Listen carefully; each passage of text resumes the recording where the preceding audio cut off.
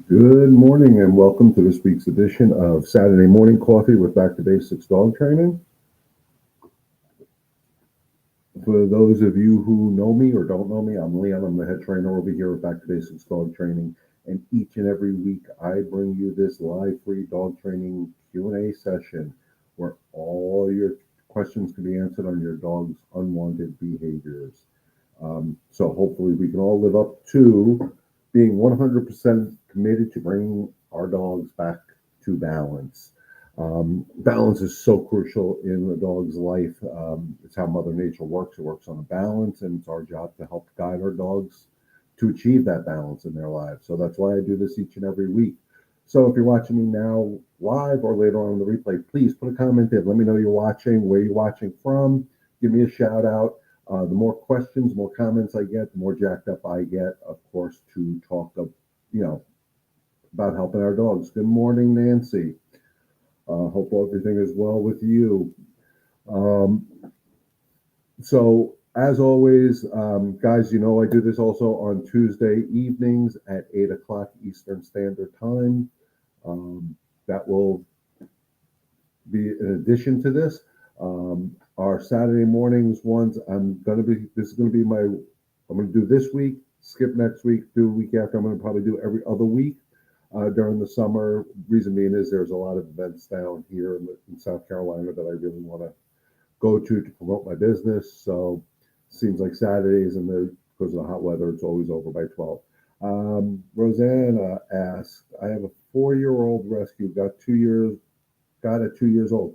He's very aggressive when we have someone come into the house. Okay, so it's a very common thing. Most of the time, when I see dogs that are aggressive when people come into the house, it usually starts off as excitement. Dogs are excited. People are coming over. We correct, we correct, we correct. They don't get it. We get angry, we get frustrated. And in the dog's mind, what they see happening is every time somebody comes into my home or my territory, my humans are tense, they're frustrated, they're angry, whatever, and they're correcting that way. I shouldn't trust people come into my home. So what you really want to do is most of the time when dogs are acting this way, it's fear based. So you need to guide them through the fear. And how do we do this? We set them up for success. How do we accomplish that is we ask somebody to come over, somebody who has some patience and understanding and understands it's a process and a journey we're going through with your dog. And we need him to understand that there's a new way of doing things. There's a new sheriff in town, for lack of better terms. So what I would do is have your leash handy, have your dog on a leash, preferably a martingale collar up high, leash on, and you're going to have somebody knock on the door, ring the doorbell. He's going to go ballistic. That's what dogs do. And before you even go to open the door, you're going to unlock his brain because he's going, somebody's here, somebody's here, somebody's here, somebody's here. And you're going to take your leash, very subtle, no. And you're going to disagree with this unwanted excitement, aggression, whatever, unsureness of this knock on the door, the ring of the doorbell. When he gets all the way down to a calmer state of mind, you continue your trip to the door to let this person in. At any point he goes anything but calm, you stop. Bring him back down to calm. Once he's back down to calm, you continue the process of getting to the door. The person on the other side of the door has to have patience um, because they got to wait outside until you get your dog into the right state of mind. It is so crucial for an unsure dog, a scared dog, an aggressive dog, a happy-go-lucky goofball, overexcited dog. It's all the same thing, guys. We're going after the state of mind. Then we get to the door. He's good. He's in a good state of mind. You go to reach for the doorknob. The odds are he's going to get up and act like act up again.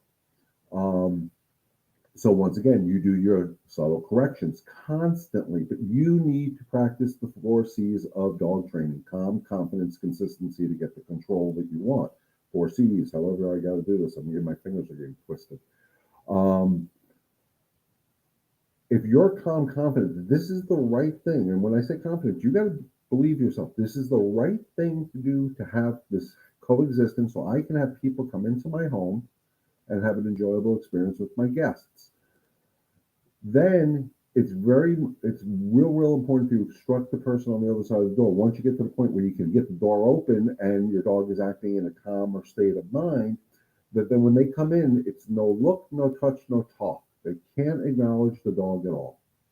They should come in, say hello to you, walk right past you and the dog. You're keeping your dog on a short leash just in case we get a lunge for whatever reason. Um, and they cannot greet your guests until they are in a calm state of mind. And how do you do that? They get in, they go to the den, the kitchen, wherever people gather in your home, and you guide the dog over to the person only in a calm state of mind. When the dog is calm, preferably sitting next by your guest can then acknowledge the dog. Doesn't mean reaching over the head to pet. It doesn't mean even petting the dog, just saying hi to the dog and see the reaction. If the dog gets, hi puppy, and the dog goes, no, we stop the process, disagree with that state of mind we're disagreeing with, and then rinse and repeat, rinse and repeat, rinse and repeat until the point where the dog understands somebody coming into the house has to represent calm. This is a long, drawn out process, but it is so worth it. And again, this doesn't mean this is to be used on aggression, insecurity, fear, if you want to use that term, or even the happy go lucky goofball that jumps all over everybody. We need to represent that people coming into our homes represents calm and they should give space. I've told customers that I've worked with to put notes on the door when they're working on the manners at the front door. You know, Fido's in training. It may take me a while to answer the door. If you don't like it, leave. Because it's that important that we get them to understand people coming in has to represent calm, especially if I'm inviting them into my home. If I'm inviting them in, they have to be calm. The dog has to be calm. The person has to understand when they're coming to your home, they're there to see you, not the dog. That's where the no look, no touch, no talk comes in. Because if we make direct eye contact, if the dog is truly aggressive, that can be considered a threat. If they talk, that can represent excitement. So no look, no touch, no talk. They're not to pet the dog, they're not, until the dog is in the right state of mind, because then we're going to reward the calm state of mind by giving them affection. Another trick you can use before the person even goes to pet your dog is have some treats if they're a food motivated dog, and that person should give the dog a treat first. Open palm, never this way because open palm, low, give the dog a treat, praise the dog. And if the dog stays in a calm state of mind, then they can start by trying to pet underneath the chin. You always, nobody should be reaching above a dog's head. Always pet underneath the chin. That's less threatening to them. It brings their head up, gives them a little confidence. But it's a long, drawn out process, but it works. I've done this with hundreds, if not thousands, of dogs. And like I said, it goes anywhere from excitement to aggression. It's all handled the same way. We're not going to physically control the dog, we're going to mentally control the dog. Dogs understand the concept of discipline. Dogs discipline each other in the natural world. Discipline is never designed to hurt or scare your dog. Period. End of discussion. That pop of the leash isn't to hurt or scare your dog. It's to unlock the brain. What we need to understand is when dogs are fixated. Good morning, Carrie. How are you? When dogs are fixated on something, anything, somebody coming in the door, a squirrel, a rabbit, a bunny, a rabbit and a bunny are the same thing, a cat, a neighbor, or whatever, and they're in that state of mind, that's all they focus on. So the reason we pop the leash and use our discipline sound at the same time, so it should be nope, is to unlock the brain because the object of the pop is to go what? So they're looking at you now. Oh, I broke your focus on whatever it is that was doing it. So when people are coming in the door and the knock on the door is that excited thing, yay, somebody's here. Or, oh no, somebody's here. Whatever it may be. Like, no, they're going, what? Hey, calm down. Now we unlock the brain. So now we got some connection, some communication going. And then we use our calm, confident energy to get them to be what? Calm. Because they're going to read your energy. If somebody knocks on the door and you do the oh crap, they're going to act like the oh crap. They're going to read your energy. So Rosanna, it's a process, a journey we go on with them, but the end result is so good. So um, keep me updated. Let me know, guys. When I give you advice on this platform, you can always shoot me an email or text. I'll put my contact information up there earlier than I usually do. Um, Here's my contact information. You can always shoot me an email at the info at Back to Basics Dog Training and just say, hey, Leon, it's Rosanna. You gave me some advice on my 4-year-old uh, about some aggression. It's going real good, but I have this issue still. How do I fix it? I'll answer. You can text me at the 803-415-6970 number. Same theory. Just tell me who you are, remind me what we talked about, and I will guide you through it. That's the beauty of doing this. It's truly about helping one dog and one family at a time. In some cases, like Carrie Ann's, it's about helping 4 dogs in one family at a time. Um, but it's the journey. The end of the journey is so worth it when you can have people come over your house and everybody is in a happy place. So Tuesday night, guys, I said on my live that we introduced a new pack member to our house, a little kitten. And we were doing the introduction with Zoe and the kitten because it needs to be introduced. I showed a video. I don't have it queued up right now of the proper way to do it. So I do want to talk about this. And this can be used if you're bringing a puppy into a house or anything when you have an existing dog in the house. If you have an existing cat in the house and you're bringing a dog in, you can use the same theory. Everything when we introduce new animals to each other is always done in a calm, confident way in a safe manner. So when we brought Oakley, the kitten, into the home, we had Oakley in the carrier. We came in. I had Zoe on a leash. We put the cat carrier on the floor, and then I brought Zoe over to the cat carrier. And Zoe did exactly what I thought she would do. She sniffed it. Cat stayed in the furthest part of it because kitten didn't understand this big monster by her. Um, Zoe came over calmly, sniffed the front of the cat carrier, worked her way around it. Once she got the idea of what it was, she just walked away. And that was the perfect introduction. And now, over the days, things are getting more cohesive with the 2 animals. We're still not leaving them unsupervised. The cat is still unsure of Zoe, so you'll hear Zoe's fine with the cat. Zoe can care less. The cat hisses at her when she gets a little too close. Zoe respects it, and they're learning to coexist. They were in the bed the other day together, and over time, it's going to be a great existence. So that's being said. Now, one of the things I talk about all the time is the pop of the leash. And like I said, it's a discipline technique. It's not designed to hurt or scare or intimidate your dog. But when we do the pop of the leash, one, our timing has to be really good, and also the amount of force you use on a correction has to match or beat what your dog is giving you at that time. So if they're at a level 4, your correction has to be a 4 or 5. I did queue up a video because videos got me into some trouble. I actually lost a job because of it, and that's okay. I was working with a very happy-go-lucky goofball dog that was extremely strong and extremely leash reactive when it saw another dog. To the point where we were doing our corrections, we were doing no, no, no, and this dog was not listening. So basically, to put it in language that we understand, we're saying no, no, no, and the dog is flipping us off. He's saying, "Screw you! I'm going to do what I want to do anyway." So using my instincts, I made a harder correction, one hard correction, and I'm going to play the video. I'm going to narrate it as we're going through because I know the sound doesn't come through. But you will see a change in the dog, and it's not a fear change. It's not, I'm scared. Oh my God, that hurt me. It's nothing like that. It was the right intensity to unlock his brain. So now he focused more on me instead of Zoe in this case. And I needed to do it to get him out of that tunnel vision. So I'm going to try to queue up this video. Wish me luck because sometimes this doesn't work for me. Let me get here, and I think if I do that, okay, so that seems to be working, so we're going to go with it. So here you can see Samantha's recording. You can see us in the distance. It's not the best video in the world, guys, but I'm making very subtle corrections. And if you can really see the dog, and you'll see it eventually, where she is absolutely going ballistic.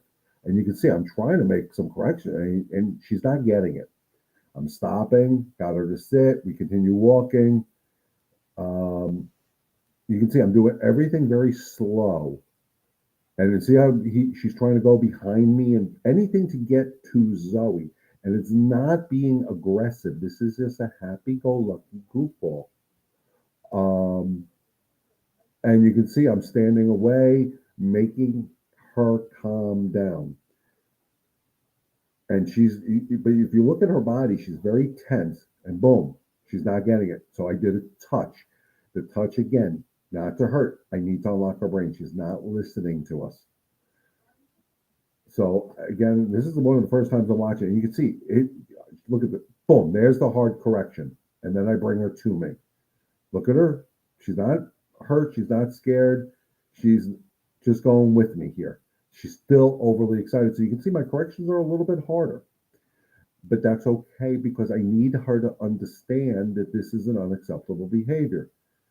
So here we passed, and you saw now. Okay, no reaction, and if my daughter comes around here. So now Marley, the dog, is sitting there calmly, and we're going to rinse and repeat. I don't know how long this video goes for, guys, but we're going to come back and we're going to do the same thing again. Just so everybody knows, Zoe is very calm during this whole procedure, so it definitely helps. So here we are, we're crossing the street again, and we're going to pass each other again. And watch the difference now. Look at the difference in Marley. No reaction. I'm not holding tension on the leash. There's a correction. Oh, okay. I'm still not allowed to do that. And you can see she's getting the concept of, oh, even though I'm passing another dog, I'm supposed to stay in this state of mind. So the correction had to be hard to unlock the brain. But look, now she just did that on her own. She just sat there. Okay, we're not too far apart, and we're going to pass again. And you're going to see each time we do this, it's easier and easier. There's one hand on the leash now. She's still curious about Zoe, but look at the walk. She understood this is what we were expecting. Guys, in the comments, let me know if this video is making sense to you, because it's real important that we understand this. And the key factor here is, and I don't know how long this video goes for, is that eventually we were walking them side by side. I took one dog on one side, one dog on the other side, and I just went for a walk with them, and they were fine. So you can still see a little bit of excitement, but not that explosion. Boom. And I'm telling you, don't look back. Don't look backwards. You don't need to focus on Zoe.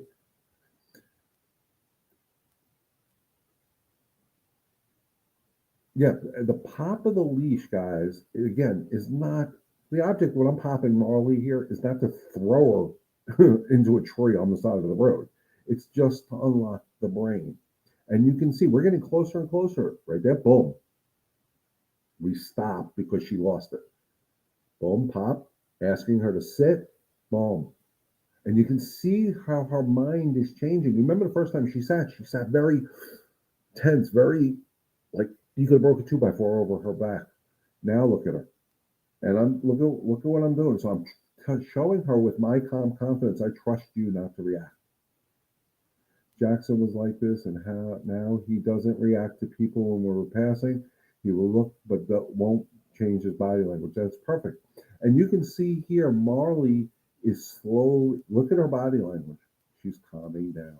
She's understanding this is a new way to do it. She's starting to use her nose instead of her eyes a little bit more, which is great. The more they use their nose, the more they comprehend. It's just, it all goes together. Their sense of smell is so, I love it that you've been walking Jackson every single day. Like I said, I would like to see you start incorporating Franklin in there a little bit too, if possible, when things are better balanced.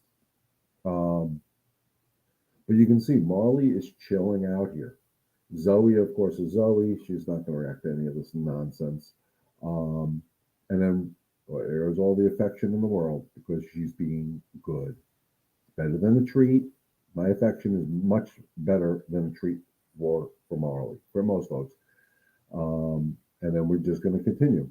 And I haven't watched this whole video, so I have no idea. So now Samantha's in front of us, Zoe's in front of us, Marley's behind, and you can see she's trying to catch up to Zoe. So I'm doing a lot of corrections, and there was a hard correction because she wasn't getting it. And here I am now taking both dogs. So for a dog that was lunging and trying to get at Zoe out of play, not aggression, look what happened.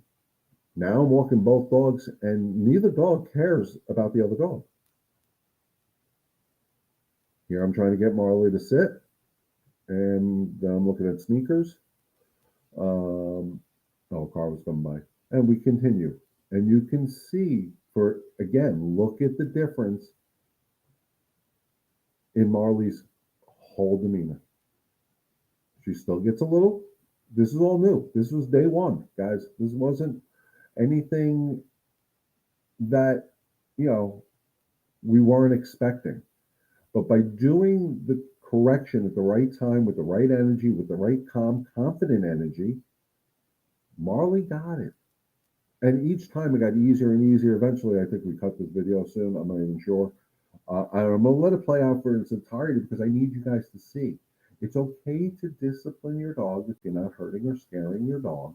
It's not to break their spirit. It's not to do anything. It's just to get through that state of mind. And this is the same thing I was trying to say to Rosanna about correction on her dog when people coming in.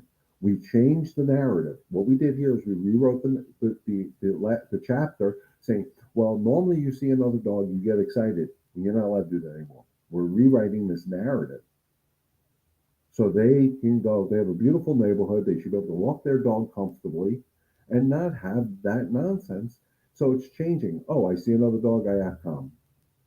Somebody comes to my house, in Rosanna's case, that represents calm. We're always going after the state of mind. A calm state of mind is a better state of mind. We reward calm state all the time. Now, here I pass Zoe over to Marley's dad, and the reason I did that is because I wanted him to get what it feels like to walk a good dog. And Zoe doesn't know him, but she's responding to him.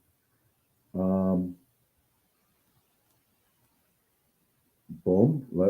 It's almost, I'm almost to the point of off leash. If you look at this, Susan, I'll get to your question in a second. I just want to play this video out. Let me just see how much more is on here.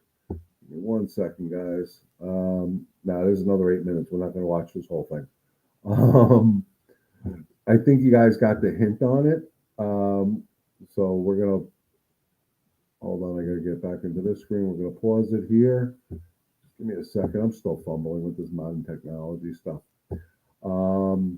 And now I'm full screen again. Okay. So Susan says, if I'm walking a dog and he quickly gets something that wasn't noticeable to my eye and say like a chicken bone in his mouth already, what should I do? Okay. That's real important. It's a great question, Susan. Thank you for asking it. One of the things, guys, when I talk about doing the structure of the walk, and again, if you saw how I was walking Marley and even Zoe, it's a very short leash. One, so they can't put their nose on the ground and pick up things. When we're doing the structured part of the walk, it's not about the nose on the ground sniffing. But if the dog happens to get something they shouldn't, again, firm correction, nope, drop it. If your dog isn't a resource guarding dog, my suggestion always is, if it's a bone especially, get in there, grab it, don't yank it out of their mouth, hold it so they can't swallow it, repeat your word, drop it, stay calm, confident. And eventually, if you hold enough pressure, and I'm trying, so say this is, I'm pulling this way a little bit, and I'm going to say drop it. Eventually, they're going to have to go, because their mouth gets tired. Good, drop it. You praise it, even though they really didn't do it. But as long as you don't have to worry about getting bit because of resource guarding, a chicken bone, and all that, grab it, hold it until they open their mouth. As soon as they open, good, drop it, and you praise them for it. So you said nope because you disagreed with them picking it up off the ground with the correction. The obedience command, drop it, hold it, good, drop it, repeat, drop it. So now, oh, you said drop it, I did this, you said good, drop it. Oh, drop it means open my mouth and let this thing out. But again, walking with a short leash prevents that from happening. When I when I when I walk a dog in the structured part of my walk, depending on the size of the dog, that it doesn't matter. They just the way I hold the leash, they cannot pick up. They can't get their nose on the ground because if they do, I'll feel them lowering their head, and I make a correction as soon as I feel them lowering their head. Because this isn't when we're walking, we're doing structure. This is the time we're going from point A to point B. We're not stopping. We're not stopping to smell the roses. We're going from point A to point B. So their nose shouldn't be on the ground. When they have the bathroom place, the rest area or whatever, where they're allowed to go to the bathroom, then my eyes are darting. But again, if they do pick up something, it's always a very firm correction. Nope, drop it, try to get the object. Trixie does that, dives for things on the ground. We are using the leash with a traffic loop. Good. So I can keep her up on a short leash easily, and it seems to be working. I don't have much. I don't have to correct her as much. Yeah, those what Nancy means with the traffic loop is you got your standard 6 foot leash, and then they have a loop about a foot from the clasp, which is a great handle. Um, they don't work very well for me, guys, because I'm so tall on smaller dogs. Um, but it's a great thing. He gets aggressive if we go near him to get it out of his mouth. Okay, so that is something you need to work on. And guys, when you're dealing with resource guarding, I will give you some advice here. Please consult a professional in your area. Resource guarding could be very dangerous to the human. Um, I always recommend getting a professional involved who knows how to handle that type of aggression. Um, and the reason a lot of these dogs become aggressive over this resource guarding is because they get these chicken bones, they get things they're not supposed to have, and we freak out. Oh my god! Oh my god! Oh my god! And then dogs like, oh, this is really good. Look at this. They really want this, so I need it. Um, so the leash gives you access, and if you do the leash right, in cases like this, I always say use a slip leash because you can hold it up high and you keep the head up. So if you go to take something, but it's also a matter of waiting them out. And when you challenge them, most of the time, they have a chicken bone, which is very brittle, can hurt them. We know this. Raw chicken bones are different. Cooked chicken bones are brittle. Um, when I make my correction, no, they they don't chew. Um, but what I would do is, what type of dog, Susan? If you don't mind me asking, what type of dog is it? Is it a big dog, small dog? Just give me an idea, because there's different ways you can handle it safely. Um, I know when I work with resource guarding dogs, what I do is I tether them to something. They're on their leash, they're tethered, so I know I have a specific boundary, close as I can get without me being in danger of being bit. And then I do the objects there. I have my another leash on the dog. I may use a tool to help me, an e-collar or remote collar, a remote leash, I call it. Um, but I would do the same thing, and it's find about he's 88-pound boxer lab mix. Okay, so you got to be a little bit more careful. Little dogs you can wear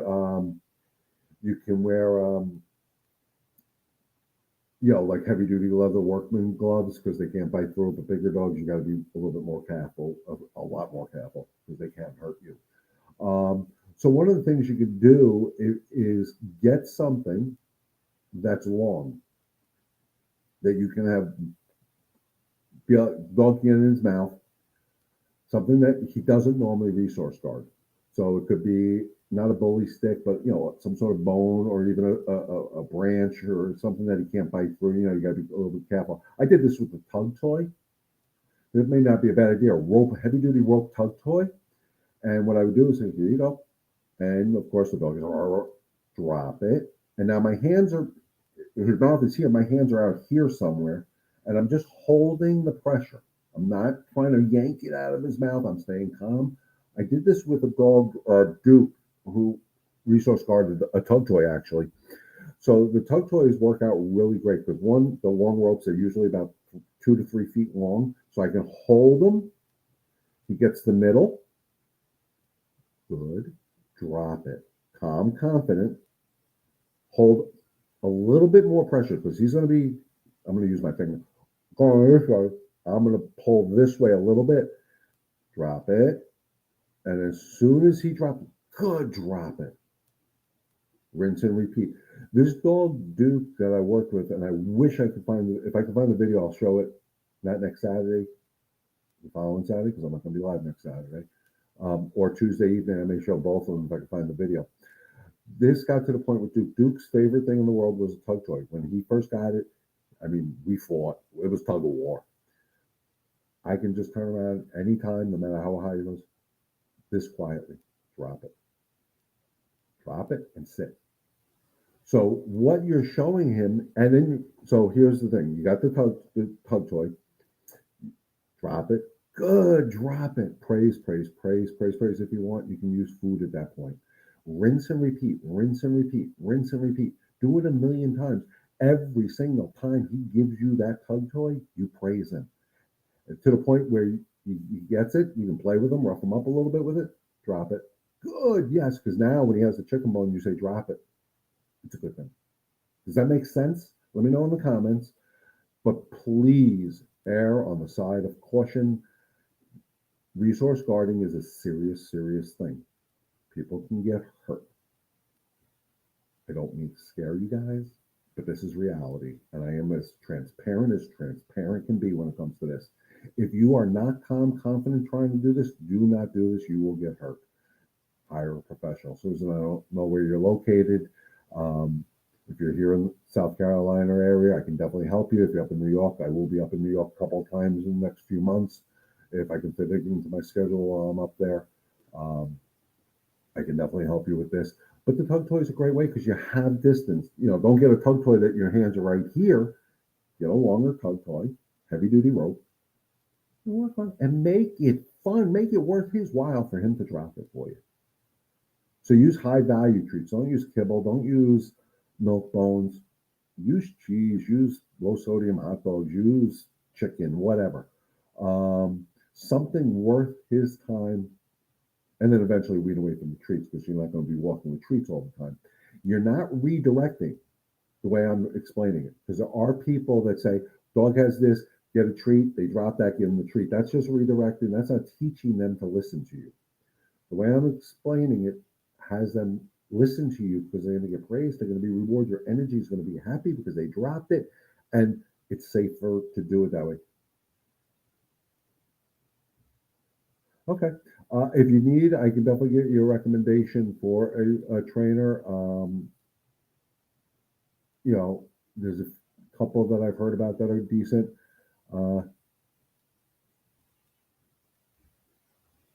Is more toy driven. Sorry, what? Oh, Jackson is toy driven. Could you use toys, or does that take away his calm? Okay, I will get to that in a second, Carrie. Yeah, it's a little hard.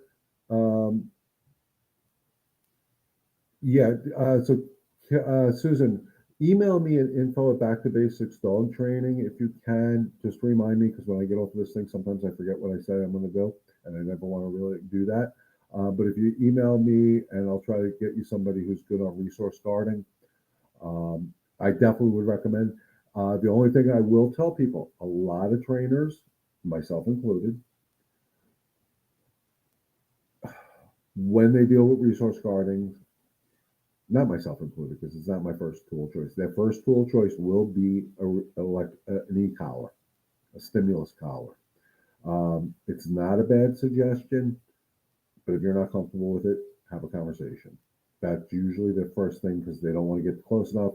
Like I say, to me, an e-collar is a leash, so I call it a remote leash. But if not used properly, if used properly, it's a great tool. If not used properly, it sucks. I do use it on resource guarding, but it's not my first tool choice. My first tool choice is that tug toy, actually.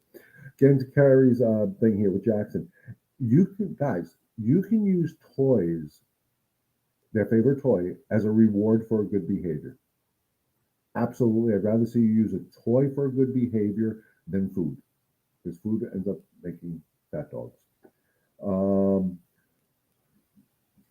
Police dogs, drug sniffing dogs, bomb sniffing dogs, whatever sniffing dogs, do not get, most of them that I know of do not get food based rewards when they find the drugs or the bomb. They get a ball, they get their favorite toy for doing a good job.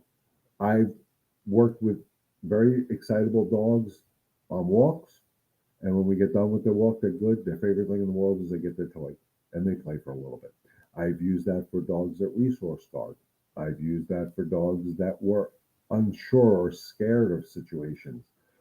Toys are a great reward because that point, I want the excitement because you did good. It's like when a kid does good on a test, you want them to be excited. Let them know they did something good. But you need to control the level of that excitement, even with the toy. If they get too excited, we take the toy away because now, whoop, you got too excited. It's like, kids that go on a test, we take them to McDonald's and they're running all through McDonald's. Yeah, I got 100 on my test, and they're running around annoying everybody else. You're going to stop it. Same theory.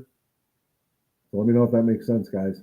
Um, Susan, please remember to shoot me an email at the info at backtobasicsdogtraining.com. I'll reach out to a couple of trainers I know there that may be able to help you, to come to you to help you. Um, but you can try the tug toy as long as you have calm confidence. If you're going into it with the mindset that, oh my God, I may get bit, don't do it. I worked with two dogs up when I was up there last month. One of them was, showed resource guarding behaviors to the family, did not show it to me, but there were certain areas of the house that there were chewies or whatever delivered their bones, and the bones were in the dining room, on the table, in the box. The dog would actually guard the room, from what I was told. So they said, "Oh my God, if you walk by, she's going to growl. She's going to give you the death stare. She's going to do this. She's going to do that. She's going to blah blah blah blah blah blah." And I'm like, "Okay." Happened to be the next day. The bones came in. I put them on the table. She laid down at the threshold between the dining room and the hallway, and I just walked through like I owned the place with calm confidence. Because the worst she could have done is growl at me, maybe tried to bite me, and that's my opportunity. Not that I want to get bit, but that's my opportunity to teach her a different way to do it. Remember, these aren't bad behaviors, guys. Even this resource guarding nonsense, this is a bad behavior. It's an unwanted behavior because we've never addressed it properly. Like I said, when most dogs, puppies included, show resource guarding tendencies, we get pissed. And that is no way to ever correct your dog. Um, you know, One of my favorite sayings, and this is actually a trademark of mine, is no anger, no frustration, no nonsense.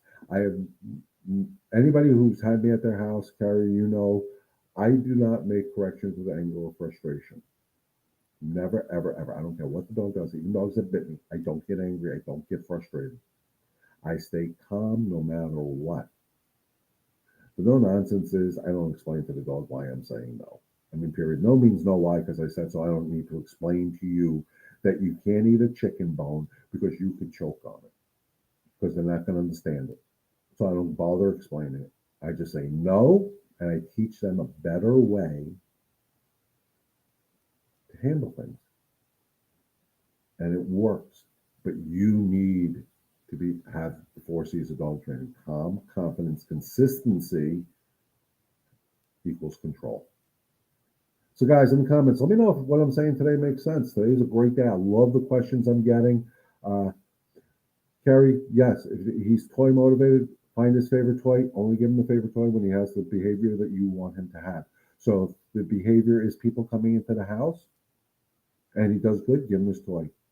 I was told the rescue I have was abused. I was told the rescue I have was abused. When does a dog's fear go away? We love him. We always and never loud with him. Okay, here's the and that this is a great point, guys. And thank you, Roseanne, for bringing this to my this because it's something I should talk a lot more about. The beauty of dogs is they live in the moment. It is a beautiful thing. They truly, truly live in the moment. I've worked with abused dogs. I've worked with feral dogs, or as close to feral as you can get with a dog. And when I deal with the abused animals or the feral animals or whatever it may be, one, it's a slow process.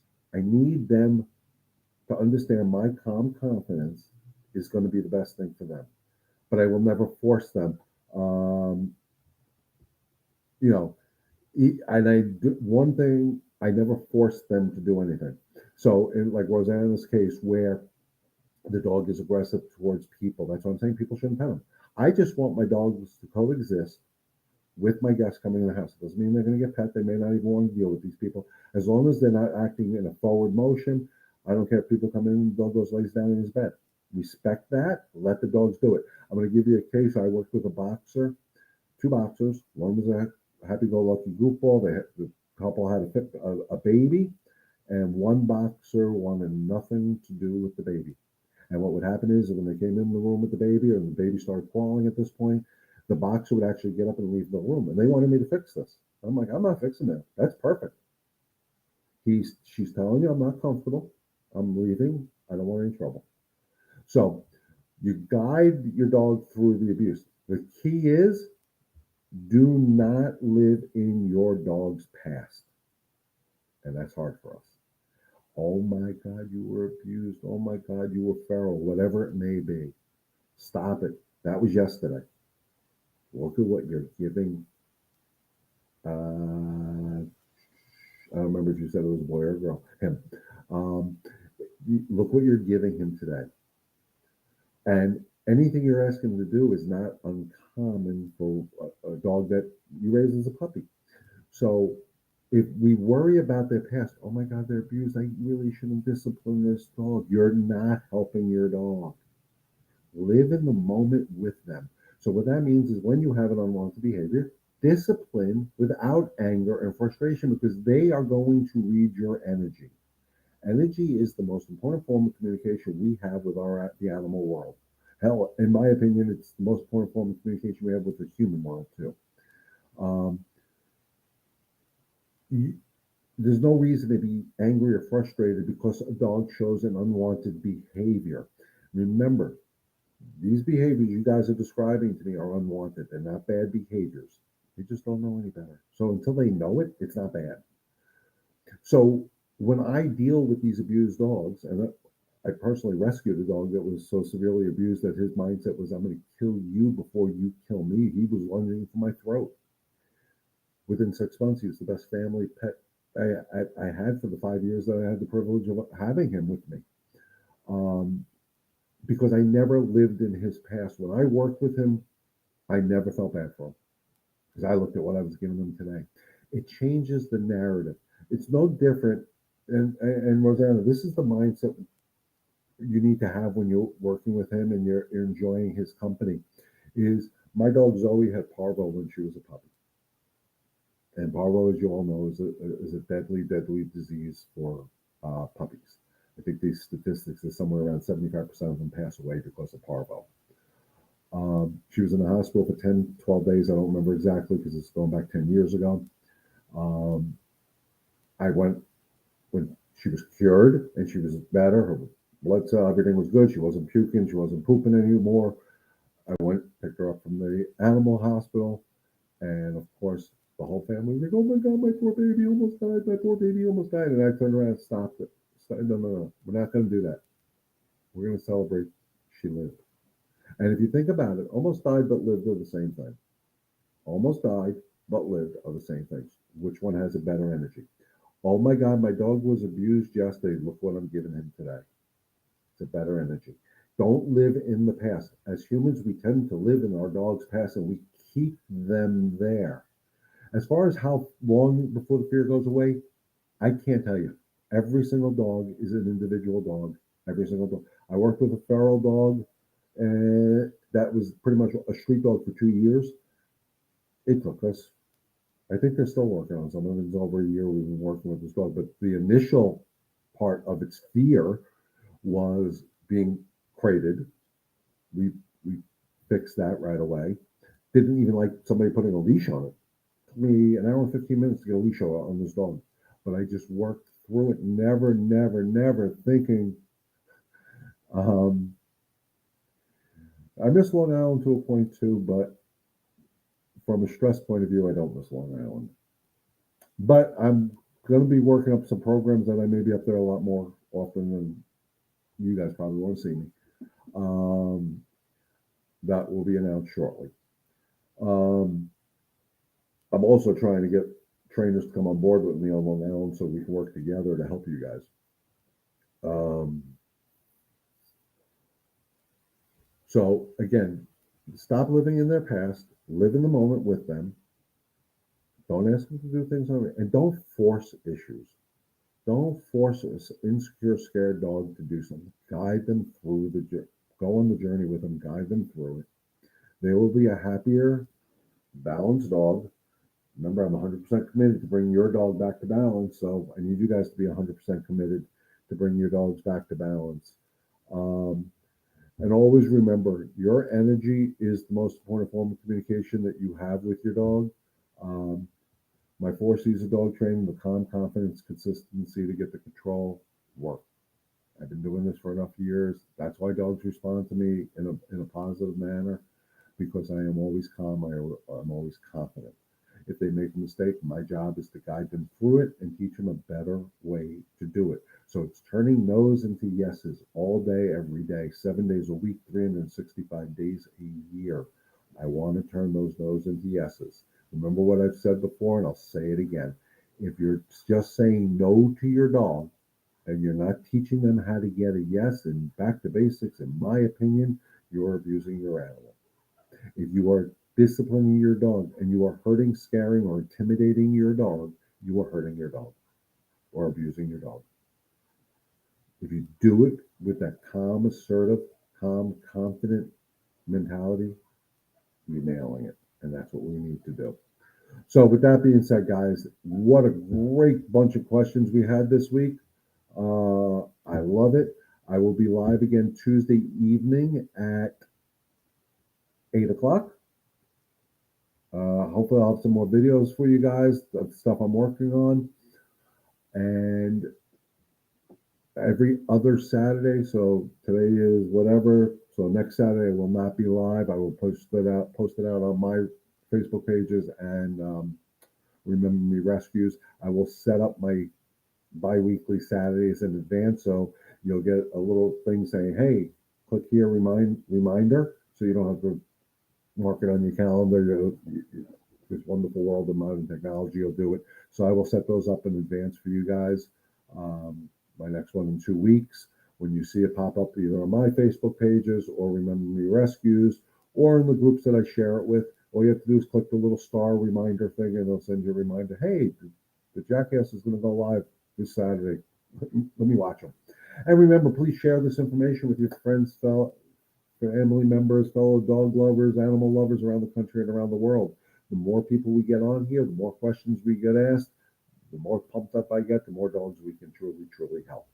With that being said, guys, thank you for inviting me into your home each and every Saturday morning. It is truly an honor and a privilege to be here with you. As always, stay healthy, stay safe, God bless, and remember, together we can help one dog and one family at a time. Enjoy the rest of your weekend, guys, and we'll see you Tuesday night.